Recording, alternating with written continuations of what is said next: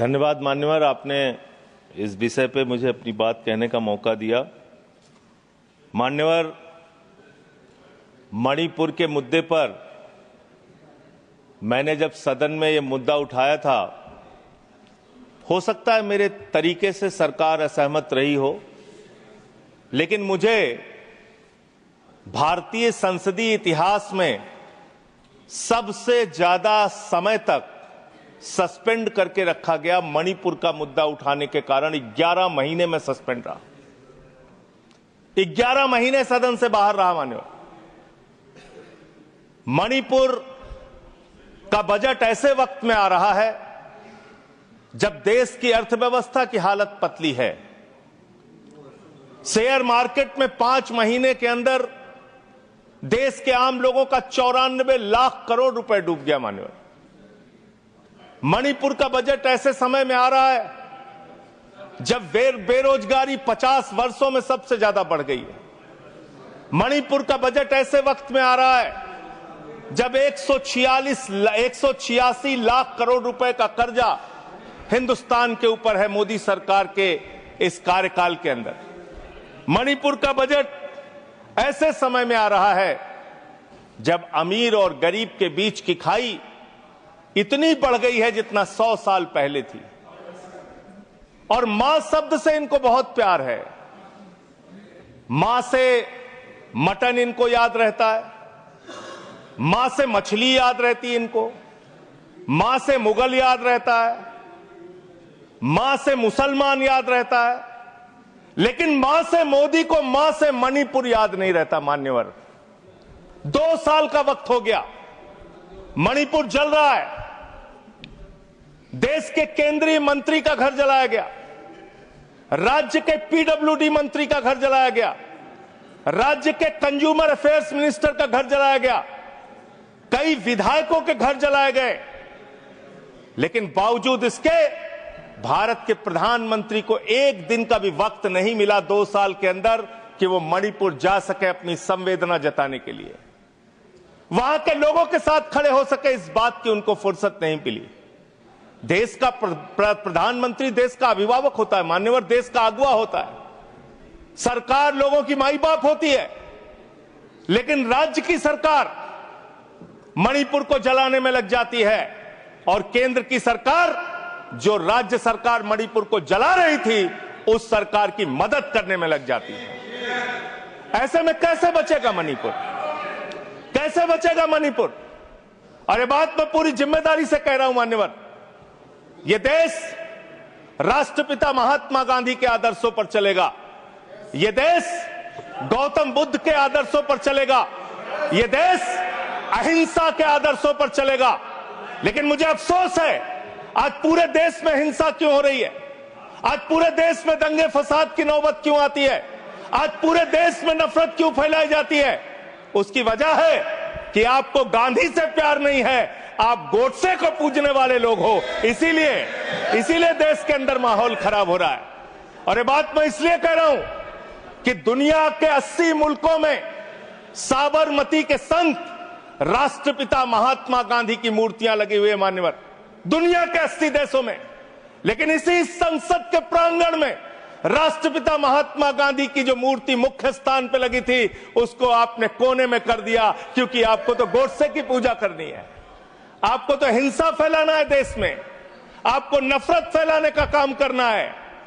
और जो ऑडियो की चर्चा टीएमसी की सांसद कर रही थी, शायद वो अपनी बात पूरी नहीं कर पाई। वो बहुत ही गंभीर ऑडियो है मान्यवर, उसकी जांच होनी चाहिए, और उसकी जांच में अगर सत्यता पाई जाती है तो उस चीफ मिनिस्टर के खिलाफ उसको गिरफ्तार करके उसकी कार्रवाई होनी चाहिए, क्योंकि वो बहुत ही गंभीर है। वायर नाम की एक न्यूज वेबसाइट है, उसने वो ऑडियो जारी किया जिसमें मुख्यमंत्री कह रहा है, मेरे पास देश के गृह मंत्री अमित शाह का फोन आया। अमित शाह कहते हैं, बीरेन सिंह तुम बम मारता है, बीरेन सिंह तुम बम मारता है, चुपके से मारा करो। ये देश के गृह मंत्री और राज्य के मुख्यमंत्री के बीच की, देश के गृह मंत्री और राज्य के राज्य के मुख्यमंत्री के बीच की चर्चा है और ये ऑडियो सार्वजनिक होना चाहिए। इस ऑडियो की जांच होनी चाहिए। इस ऑडियो का पता लगना चाहिए कि वो जो मुख्यमंत्री बोल रहा था बीरेंद्र सिंह, वो सच बोल रहा था या गलत बोल रहा था। पूरे देश को इसका पता लगना चाहिए। मान्यवर उस ऑडियो की जांच होनी चाहिए। मान्यवर, आप बजट की बात कर रहे हैं, मणिपुर के लिए आपने क्या किया? मान्यवर, राज्य सरकार को, केंद्र सरकार की जो राज्य सरकार को, मैं माननीय सदस्य, आपने जो कुछ भी कहा है उसे ऑथेंटिकेट करिएगा। ये ऑडियो सार्वजनिक है सर, ये ऑडियो सार्वजनिक है, इसको दिखा देंगे। सर, आपने ऐसा राज्य जो आज बदहाली में है, जहां पे लगभग 300 लोगों की जान जा चुकी है, 60,000 लोग बेघर हो चुके हैं, उस राज्य में जहां पे 5,000 घर जलाए गए लोगों को, उस राज्य में जहां पर 386 धार्मिक स्थान, जिसमें मंदिर है, चर्च है, मस्जिद है, तमाम धार्मिक स्थानों को जलाने का काम किया गया। आज उस राज्य को मदद देने की बात आती है जब जो राज्य बाढ़ से प्रभावित रहा, जहां 18,000 लोग बाढ़ से प्रभावित हुए, 24,000 घर बाढ़ में बुरी तरीके से तहस नहस हो गए, 1.88 लाख लोग उस पूरे बाढ़ में उसकी चपेट में आए। मान्यवर, ऐसे राज्य को जब मदद देने की बात आती है तो मुझे बहुत अफसोस के साथ कहना पड़ता है, आपने बजट में जो बढ़ोतरी की है, 34,899 करोड़ का बजट 2024-25 में था, और उस बजट को रिवाइज किया आपने, बजट को कर दिया 32,656 करोड़ रुपए। और फिर उसी बजट को जब आप 25-26 में लेके आ रहे हैं तो मात्र 5.5% आपने बढ़ाया और उसको करके 35,103 करोड़ रुपए का बजट आपने किया। ये आपके मणिपुर के प्रति आपकी धारणा है, आपकी योजना है। आपने सेंट्रल केंद्र सरकार के द्वारा जो स्कीम चलाई जाती है, उसमें आपने मणिपुर के साथ कितना भेदभाव किया है, उसकी एक तस्वीर आपके सामने रखूंगा। प्रधानमंत्री आवास योजना में 72% पैसा आपने कटौती किया। आयुष्मान भारत योजना में 78% पैसा आपने कटौती किया। ओबीसी स्कॉलरशिप में 58% पैसा आपने कटौती किया। राष्ट्रीय ग्राम स्वराज अभियान में 42% पैसा आपने कटौती किया। प्रधानमंत्री गरीब कल्याण अन्न योजना में 60% पैसा आपने कटौती किया। राष्ट्रीय कृषि विकास योजना में 20% पैसा आपने कटौती किया। बेटी बचाओ बेटी पढ़ाओ अभियान में उस राज्य के अंदर जहां पे महिलाओं के साथ रेप की घटनाएं हुई, बलात्कार की घटनाएं हुई, उस राज्य के अंदर जहां एक कारगिल योद्धा की पत्नी को निवस्त करके घुमाया गया, उस राज्य में बेटी बचाओ बेटी पढ़ाओ के नाम पे आपने 49% बजट में कटौती करने का काम किया। वहां पर आंगनबाड़ी सेंटर्स में 93% बजट में कटौती करने का काम किया। आपने शेल्टर जो वहां पे बनाने थे लोगों के लिए, उसमें 73% बजट में कटौती किया। शक्ति सदन सामर्थ्य योजना में 60% आपने बजट में कटौती किया। साक्षी निवास सामर्थ्य योजना में 81% बजट में कटौती किया। ये आपकी सेंट्रल स्कीम है जो आपने राज्य सरकार के साथ भेदभाव किया और वहां पे कटौती करने का काम किया। क्यों ऐसा कर रहे हो आप? आपने मणिपुर को 2 साल तक जलाया। आप देश भर में नफरत फैलाने का काम करते हैं। आपका ध्यान देश की अर्थव्यवस्था पे नहीं, देश की बेरोजगारी पे नहीं, किसानों पे नहीं, महंगाई पर नहीं। आप दिन रात औरंगजेब औरंगजेब औरंगजेब औरंगजेब, जनता कह रही है कट गई जेब कट गई जेब कट गई जेब, लोगों की जेब कट रही है, आप औरंगजेब औरंगजेब औरंगजेब चिल्ला रहे हैं। अरे हिंदुस्तान की चिंता करो, हिंदुस्तान की चिंता करो, राष्ट्रपिता महात्मा गांधी की चिंता करो, गोडसे के रास्ते पर मत चलो। गोडसे के रास्ते से ये देश आगे नहीं बढ़ेगा। गांधी के आदर्शों पर ये देश आगे बढ़ेगा। आपको तो गांधी की मूर्ति से भी परहेज है, आपने उसको भी हटाने का काम किया। मान्यवर, मैं आप लोगों, आपके माध्यम से इस सरकार से पूछना चाहता हूं कि जो मणिपुर में 60,000 लोग आज बेघर हुए हैं, क्या इस बजट में उनका घर बनाने की आपके पास कोई योजना नहीं होनी चाहिए? आज जो मणिपुर के अंदर लोगों के घर जलाए गए हैं, क्या उनका घर बनाने की योजना आपके पास नहीं होनी चाहिए?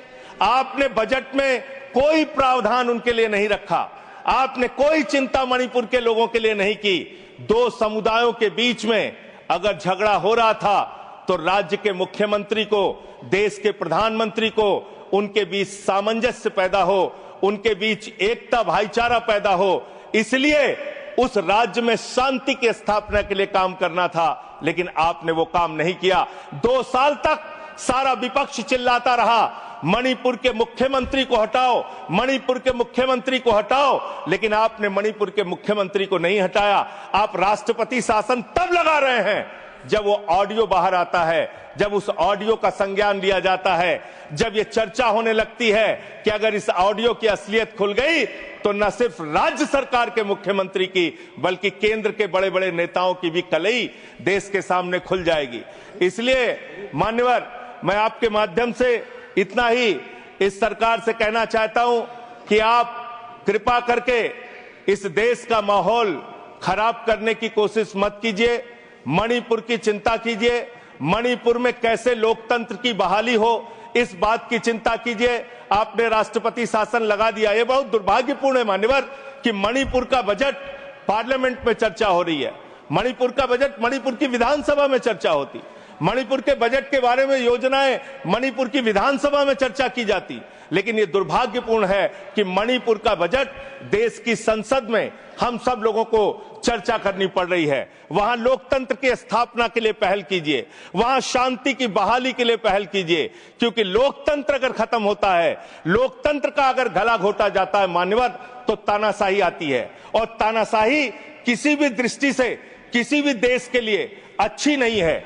अगर तानाशाही आती है तो वहां दंगे होते हैं, फसाद होते हैं, नफरत होती है, दो समुदायों के बीच में झगड़ा होता है, तो लोकतंत्र की बहाली मणिपुर में कैसे होगी? मणिपुर को कैसे अधिक से अधिक आर्थिक सहयोग आपकी तरफ से दिया जा सकता है, इसके बारे में सरकार को चिंता करनी चाहिए। और प्रधानमंत्री जी फिर मां से मॉरिशस में हैं, मां से मणिपुर कब जाएंगे, इस बात का इंतजार देश की जनता को है कि अब आपको कोई वीजा नहीं चाहिए मणिपुर जाने के लिए। आप अमेरिका चले जाते हैं, लंदन चले जाते हैं, आप पूरी दुनिया घूम लेते हैं, आप कतर हो आते हैं, आप दुबई हो आते हैं, कतर के शेखों को गले भी लगाते हैं, जैसे कुंभ के मेले में बिछड़े हुए भाई हैं, इस तरीके से कतर के शेखों को आप गले लगाते हैं। ऐसे ही गले आप मणिपुर के भाइयों को भी लगाइए, मणिपुर के लोगों को भी लगाइए, उनको भी अपना सहारा दीजिए। आप देश के प्रधानमंत्री हैं, देश के अभिभावक हैं, और इस सरकार से मैं अंत में फिर से